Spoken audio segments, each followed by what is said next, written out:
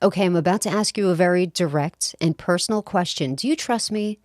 Do you trust the things that I tell you on YouTube? Because you shouldn't. You shouldn't trust anybody on YouTube. You shouldn't trust anybody on Twitter. When it comes to you and your money, do your own research. You know why? Because people could have their own motives, their own agenda. Why are they pushing this certain token or coin? What's going on? What's the backstory to why they're making the video? Now, whenever I make a video, I'm 100% with you. Okay, yay me, I got paid to make this video. It's a promotional video. If I don't say that, then you know this is something that I'm either, one, I'm invested in myself, or number two, I'm just intellectually curious about it, want to make it. Number three, it's requested from one of my subs. Now, over the span of the Crypto Queen channel, I've only ever had a very few paid promotions, but my email gets flooded every single day with offers. So I was going through the rundown of my emails today, and I came across a token that I wanted to introduce you to. This is not a paid promotion. In today's video, I'm going to walk you through the process that I take to vet these tokens to see if it's a worthwhile project and to see if it's a legit project or if it's going to be an ABAR. And in case you don't know what ABAR stands for, it's about to be a rogue. About to be a rogue. So let's take a look at a token called NiceCoin. There was huge red flags about this project, and I'm going to walk you through what raised the red flags for me. The very first steps that I take whenever I'm looking into one of these projects is, okay, let me check out their website. And I do have to say, NiceCoin has a nice looking website. It's very interactive. You know, it looks fresh. It doesn't look like something from the old HTML days. It's well laid out, and it's even a little sexy. And this is one of the blurbs. And of course, they have a keyword in there, metaverse.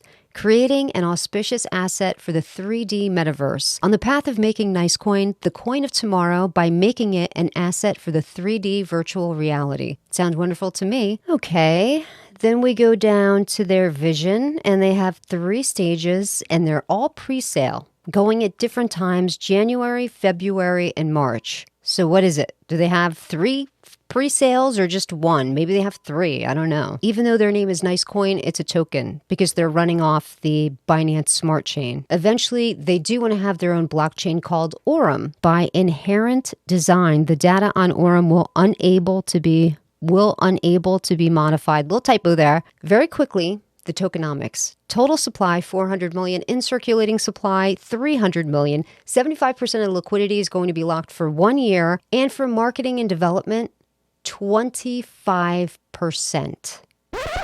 25%. That's a lot, right?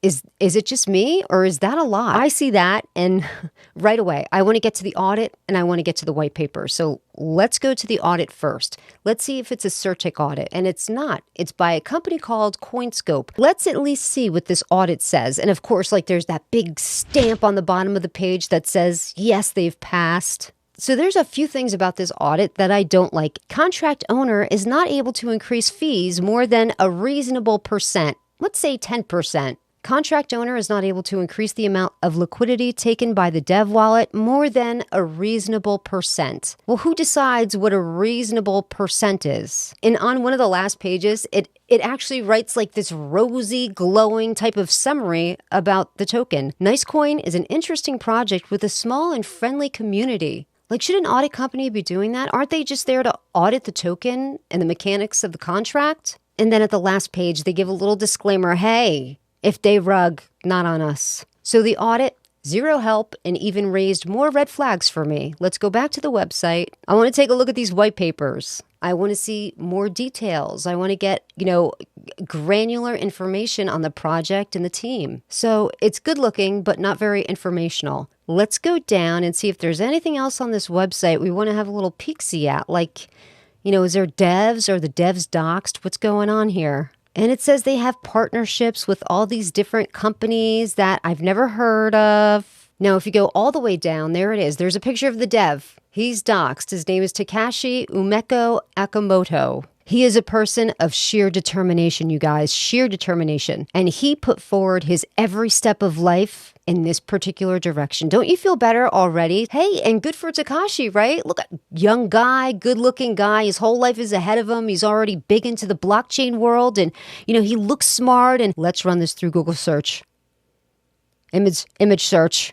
Copy image. Let's go to Google. and paste. And what do we have here? It's a pre-existing image, only they've doctored it just a little bit. They've changed it ever so slightly. His hair color is a little lighter. He's got glasses on, but it's the same background. It's the same shirt. It's the same lips. It's the same Adam's apple. It's the same eyes. It's a stock photo. This photo's been used for a few different articles, some websites, so it's not this Tekashi guy. Okay, here's the thing. Maybe Tekashi, maybe he's camera shy, maybe he doesn't want his picture out there, but maybe he's ugly. I mean, we don't know.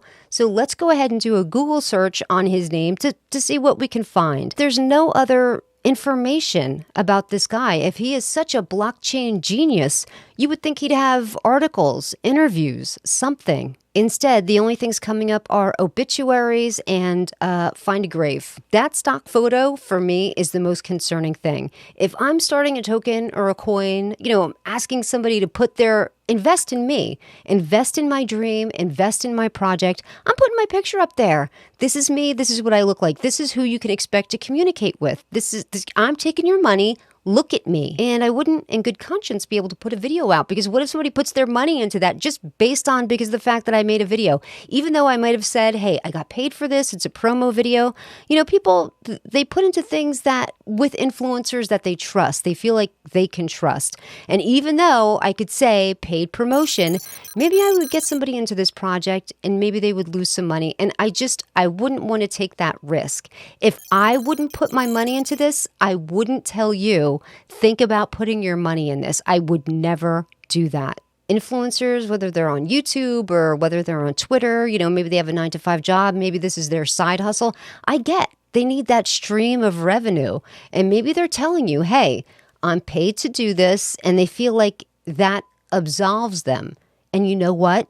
It does. Of course, if somebody's been paid to make a video, they have to give it a glowing review. Look at it. The website looks great. Tokenomics look great. They've been audited. They have white papers. All of this looks amazing. That's what they have to say. They have to give it this rosy review because they're taking the money for it. Don't even trust me. Trust no one. Do your own research. Normally, that's my very first step, to grab that dev picture, if there's any available, and search it to see if it's a stock photo. But that website, it was so attractive that it pulled me in, and I didn't do that until the very last thing. So even I can be fooled with good aesthetics. Well, that's going to do it here for me today. I thank you so very much for joining me. And remember, until next time, try to only buy on those red candles. Please do your own research and take care of yourself.